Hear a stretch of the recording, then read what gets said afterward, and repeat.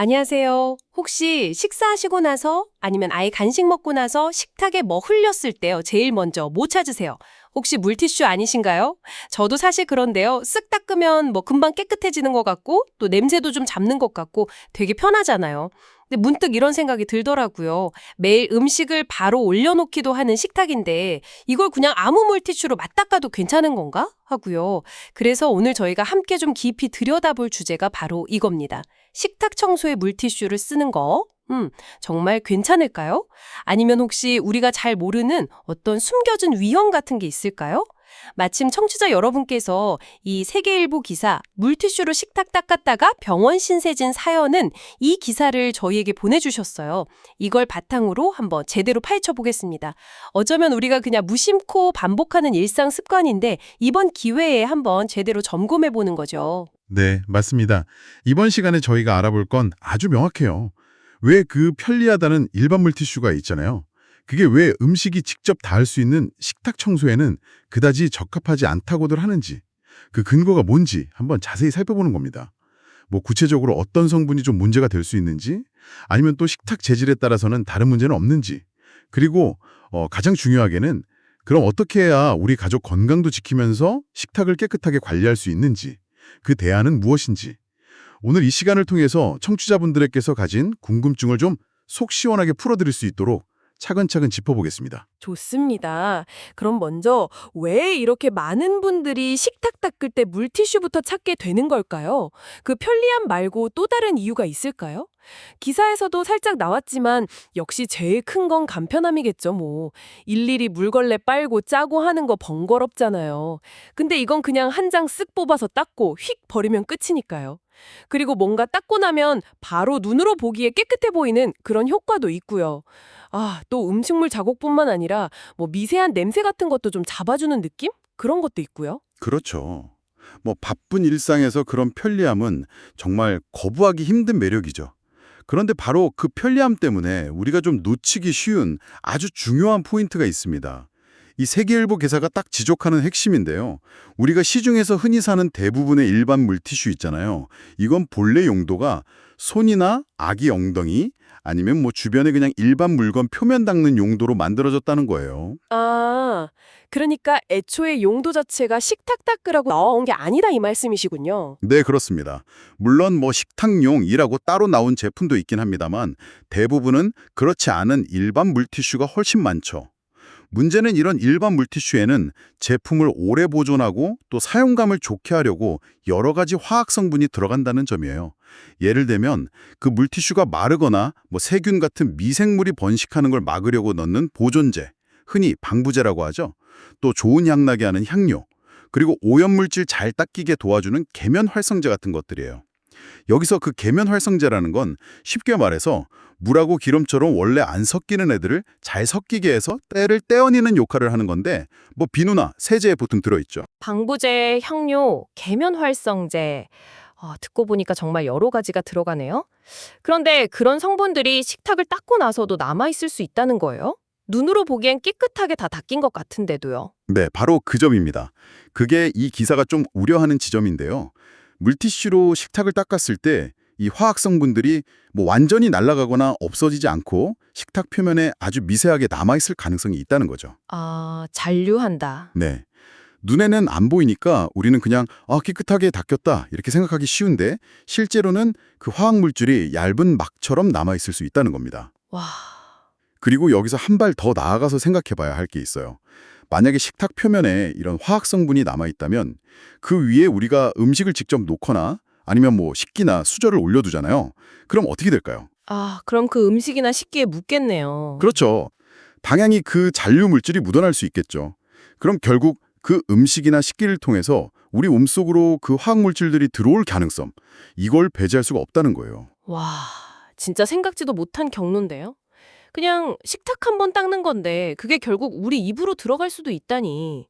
특히 기사에서도 그 얘기 했잖아요. 면역 체계가 아직 약한 어린아이들이나 아니면 어르신들 계신 집에서는 이런 작은 양의 화학 물질이라도 더 민감하게 반응할 수 있으니까요. 장기적으로 보면 영향이 있을 수도 있고 더 조심해야겠네요, 정말. 자, 그럼 여기서 진짜 좀 흥미로우면서도 약간은 걱정되는 지점으로 넘어가 볼게요. 그럼 구체적으로 어떤 화학 성분이 그렇게 문제가 될 수 있는 걸까요? 이 기사에서는 특별히 벤잘코늄 클로라이드라는 성분을 딱 짚어서 얘기하더라고요. 이게 살균이랑 소독 효과 때문에 일부 물티슈에 들어간다고 하던데 이름부터가 너무 어려워요. 네, 맞아요. 이름도 좀 생소하고 어렵게 느껴지실 수 있죠. 벤잘코늄 클로라이드. 이게 살균 효과는 꽤 좋아서 여러 군데 쓰이긴 하는데 바로 이 성분의 잠재적인 유해성에 대해서 기사가 좀 주목하고 있는 겁니다. 자료를 보면 이 성분에 좀 반복적으로 혹은 좀 장기간 노출될 경우에는 사람에 따라서 알레르기성 접촉 피부염 같은 거요.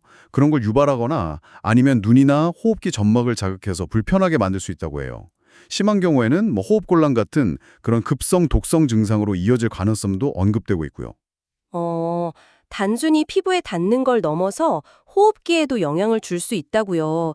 이건 좀 심각하게 봐야 하는 거 아닌가요? 네, 그렇습니다. 게다가 일부 연구에서는요, 이 벤잘코늄 클로라이드에 반복적으로 노출이 되면 피부나 눈에 비가역적인 손상, 그러니까 원래대로 완전히 회복되기 어려운 그런 손상을 남길 수도 있다는 가능성을 시사한다고 기사는 전하고 있어요. 물론 물티슈에 이게 얼마나 들어있는지 그 농도나 또 개인이 얼마나 자주 어떤 방식으로 쓰는지에 따라서 실제 위험성은 다를 수 있습니다. 하지만 중요한 건 어쨌든 이런 잠재적 위험성이 존재한다는 사실 자체를 우리가 아는 게 중요하다는 거죠. 기사에 나온 한 전문가 인터뷰를 보면요, 딱 잘라 말하더라고요. 물티슈는 기본적으로 손소독이나 특정 용도 제품이지 식탁처럼 음식이 직접 닿는 표면에 일상적으로 쓰는 건 권장되지 않는다. 이렇게요. 특히 아까 말씀드린 것처럼 아이나 노약자 있는 가정에서는 혹시 모를 그 잔류 화학 성분 영향에 더 민감할 수 있으니까 물티슈를 고르거나 사용할 때 더 신중해야 한다. 이 점을 기사는 강조하는 겁니다. 제 그 화학 성분 문제 말고도 식탁 재질에 따라서 또 다른 문제가 생길 수도 있다는 건가요? 요즘 보면 왜 반짝반짝하고 좀 고급스러워 보이는 대리석 식탁 쓰는 집들도 꽤 많잖아요. 겉으로 보기엔 엄청 단단하고 매끈해서 화학물질 같은 거에 끄떡 없을 것처럼 보이는데요. 네. 그 점도 이 기사에서 아주 흥미롭게 다루는 부분이에요. 우리가 보통 생각하는 거랑 좀 다르게 그 겉보기에 단단하고 매끈한 대리석 식탁도 물티슈 사용에 취약할 수 있다는 지적인데요. 왜냐하면 그 대리석이라는 소재 자체가 가진 특성 때문입니다. 대리석이 우리가 생각하는 것보다 훨씬 좀 예민한 소재거든요. 기본적으로 석회암이 변해서 만들어진 천연석인데 눈으로 보기엔 매끈해도 실제로는 표면에 아주 미세한 구멍들이 엄청 많아요. 다공성 자재라고 하죠. 다공성 자재요? 스펀지처럼 구멍이 있다고요? 아, 그럼 그 미세한 구멍들 때문에 문제가 생길 수 있다는 건가요? 네, 정확합니다. 대리석이 다공성이기 때문에 수분이나 기름, 그리고 특히 산성 물질에 약해요. 예를 들어 레몬즙이나 식초 같은 거 대리석 위에 떨어뜨리면 표면이 쉽게 부식되거나 얼룩 남는 거 보신 적 있을 거예요. 그런데 물티슈에 들어있는 그 화학 성분들 있잖아요. 아까 말한 계면활성제나 보존제, 아니면 향료 같은 것들. 이런 것들이 대리석의 그 미세한 구멍으로 스며들거나 아니면 표면하고 화학 반응을 일으킬 수가 있다는 거죠. 헐, 그럼 구체적으로 어떤 손상이 생기는 거예요? 막 깨지거나 그러나요? 깨지기보다는요, 기사에 따르면 이런 화학 성분들이 대리석 표면을 아주 미세하게 침식시켜서 그 특유의 예쁜 광택이잖아요. 그걸 잃게 만들거나 심하면 표면이 좀 뿌옇게 변색될 수 있다고 합니다. 또 어떤 성분은 대리석 안쪽으로 스며들어서 얼룩을 남길 수도 있고요. 기사에 나오는 다른 전문가 의견을 보면 대리석은 수분과 화학 성분에 생각보다 매우 민감하다면서 일반 물티슈에 든 성분만으로도 충분히 표면 손상이 올 수 있다고 경고하고 있어요. 비싸게 주고 산 대리석 식탁인데 그냥 편하자고 쓴 물티슈 때문에 상할 수 있다면 진짜 속상하겠죠. 아, 정말 아이러니하네요. 깨끗하게 관리하려고 한 건데 오히려 식탁을 망가뜨릴 수도 있다니. 그럼 대리석 식탁은 대체 어떻게 관리하는 게 제일 좋은 거예요? 물티슈도 안 되면 뭘로 닦아요?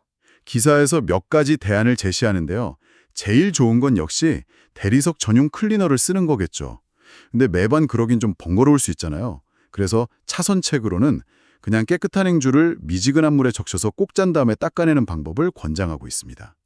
핵심은 화학 성분하고 닿는 걸 최대한 피하는 거예요. 그리고 혹시라도 뭘 쏟았다면 최대한 빨리 닦아내는 게 중요하고요. 그렇군요. 자, 정리를 좀 해보면요.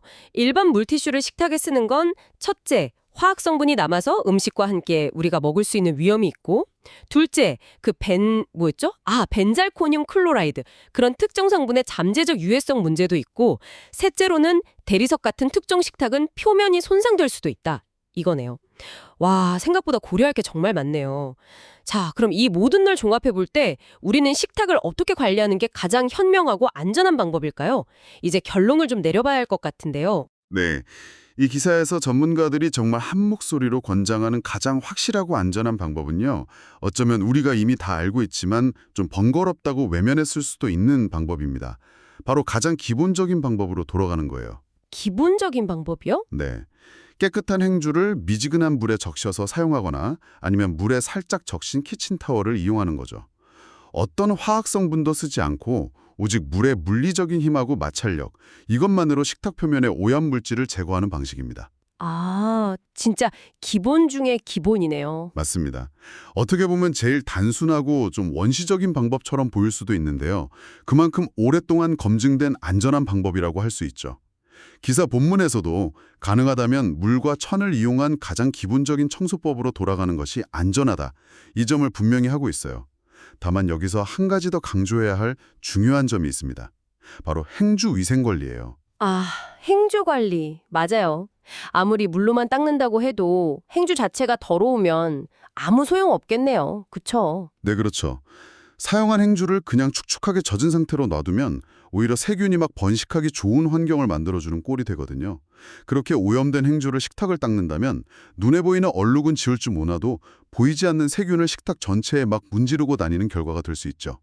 따라서 사용한 행주는 좀 귀찮더라도 반드시 비누나 세제로 깨끗하게 빨아서 삶거나 아니면 햇볕에 바짝 말려서 살균 소독하는 습관, 이걸 들이는 게 필수적입니다. 그래야 2차 오염 위험도 막고 진짜 위생적인 식탁 관리가 가능해지는 거죠. 아, 행주 관리까지 신경 써야 진짜 제대로 된 식탁 청소라고 할 수 있겠군요. 그런데요, 요즘 마트 같은 데 가보면 식품용 물티슈다, 뭐 주방용 물티슈다 해서 식탁이나 식기에도 쓸 수 있다고 광고하는 제품들이 꽤 있더라고요. 이런 것들은 일반 물티슈랑은 좀 다르니까 안심하고 써도 괜찮은 거 아닐까요?